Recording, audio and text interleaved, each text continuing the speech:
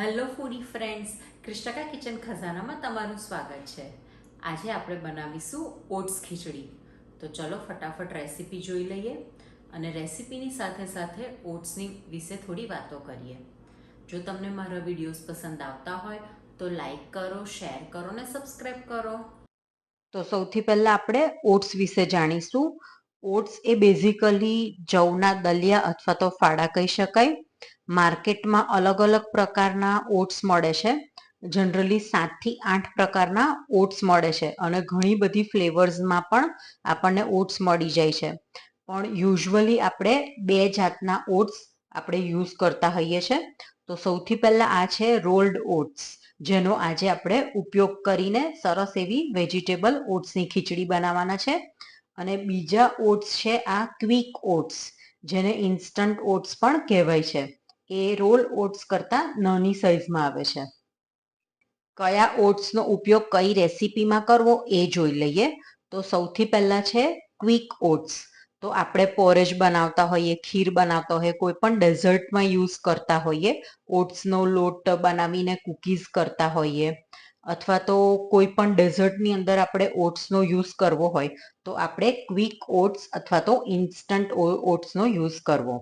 હવે આવે છે રોલ્ડ ઓટ્સ. તો રોલ્ડ ઓટ્સ આપણે આવી રીતના ખીચડી બનાવવી હોય, ઉપમા બનાવવો હોય, ચીલા બનાવવા હોય તો એની અંદર આપણે રોલ્ડ ઓટ્સનો ઉપયોગ કરીએ. જો આપણે ખીચડી બનાવવામાં ક્વિક ઓટ્સ અથવા તો ઇન્સ્ટન્ટ ઓટ્સ જે આ છે તો એનો આપણે જો યુઝ કરીએ તો જનરલી ઓટ્સની ખીચડી આપણને ચીકણી થઈ જતી હોય છે અથવા તો ઉપમા ચીકણા થઈ જતા હોય છે. તો કઈ રેસીપીમાં કયા ઓટ્સ આપણે યુઝ કરવા એ પણ ખૂબ જ ઇમ્પોર્ટન્ટ છે. ચલો આપણે જોઈએ હવે ઓટ્સના બેનિફિટ્સ. તો ઓટ્સની અંદર કેલ્શિયમ, પોટેશિયમ, વિટામિન બી ખૂબ જ સારા એવા પ્રમાણમાં મળે છે. જનરલી તમે વેટ લોસ રેસીપી જોતા હોય તો ઘણી બધી રેસીપીમાં ઓટ્સનો જ ઉપયોગ થતો હોય છે. સ્ટમક રિલેટેડ કોઈ પણ પ્રોબ્લેમ હોય, કોઈ પણ ડિઝીઝ હોય, કોન્સ્ટિપેશન હોય તો તે વખતે ઓટ્સ ખૂબ જ આપણને બેનિફિશિયલ રહે છે. ડાયાબિટીસ કંટ્રોલમાં પણ ઓટ્સનો સારો એવો ઉપયોગ થતો હોય છે. તો યુઝ્યુઅલી બ્રેકફાસ્ટ રેસીપીની અંદર આપણે બને એટલો ઓટ્સનો વધારે ઉપયોગ કરવો. તો ચલો આપણે જોઈ લઈએ હવે ફટાફટ એની રેસીપી ઓટ્સ ખીચડી. અત્યારે આપણે ઓટ્સની ખીચડી કુકરમાં બનાવીએ છીએ. તો સૌથી પહેલાં લઈશું કુકરની અંદર 1 ટેબલ સ્પૂન જેટલું ઘી. ઘી ગરમ થાય એટલે લઈશું જીરું. જીરાનો કલર ડાર્ક થાય એટલે લઈશું હળદર. હવે અંદર એડ કરીશું મીઠી લીમડીના પાન, ગાજરના ટુકડા લઈશું, વટાણા, ફણસી લઈશું, કેપ્સિકમ, ચોપ કરેલા ટામેટા. હવે આપણે એડ કરીશું ધાણાની પાછળની ડંડી આવે એને આપણે ચોપ કરીને લઈશું. હવે આપણે અંદર એડ કરીશું 1 કપ જેટલા રોલ્ડ ઓટ્સ. હવે આપણે પ્રોપર બધી વસ્તુને શેકી લઈશું.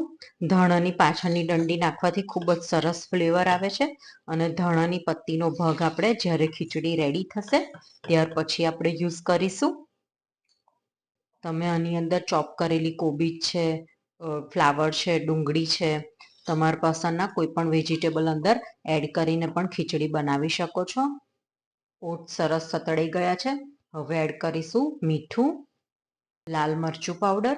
તમે આની અંદર લીલું મરચું અને આદું પણ એડ કરી શકો છો. હવે અંદર એડ કરીશું મેગી મસાલા. અત્યારે મારી પાસે નો ઓનિયન નો ગાર્લિકનો મેગી મસાલો છે એ અંદર યુઝ કર્યો છે. તમે આની અંદર પાઉંભાજીનો મસાલો પણ યુઝ કરી શકો છો.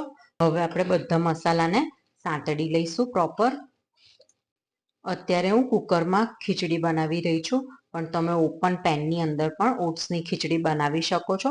પણ જે ગાજર છે, વટાણા છે, ફણસી છે એ બધું તમારે બાફીને યુઝ કરવાની જેથી પ્રોપર એ ચડી જાય. હવે આપણે જે કપના માપથી ઓટ્સ લીધા છે એ કપના માપથી આપણે 2 કપ પાણી લઈશું. એક વખત આપણે એને હલાવી લઈશું. હવે આપણે 1 વિસલ વગાડી લઈશું. 1 વિસલ વાગી ગઈ છે, કુકર ઠંડુ પડી ગયું છે. હવે આપણે ચેક કરી લઈશું.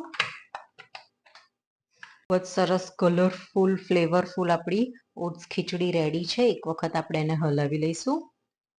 અત્યારે મેં 1 કપ ઓટ્સની સામે 2 કપ પાણી લીધું છે. જો તમારે થોડી ઢીલી ખીચડી કરવી હોય તો તમે 1 કપ ઓટ્સની સામે 3 કપ પાણી લઈ શકો છો. હવે ઓટ્સ ખીચડીને આપણે સર્વ કરી લઈશું. ઓટ્સની ખીચડી પચવામાં ખૂબ જ હલકી છે.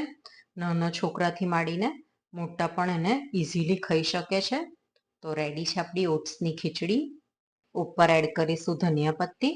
હવે સૌથી છેલ્લે આપણે ઓટ્સ ખીચડી પર લઈશું ઘી. તો રેડી છે આપણી એકદમ હેલ્ધી ન્યુટ્રિશિયસ ઓટ્સની ખીચડી, full of vegetables and full of nutrition.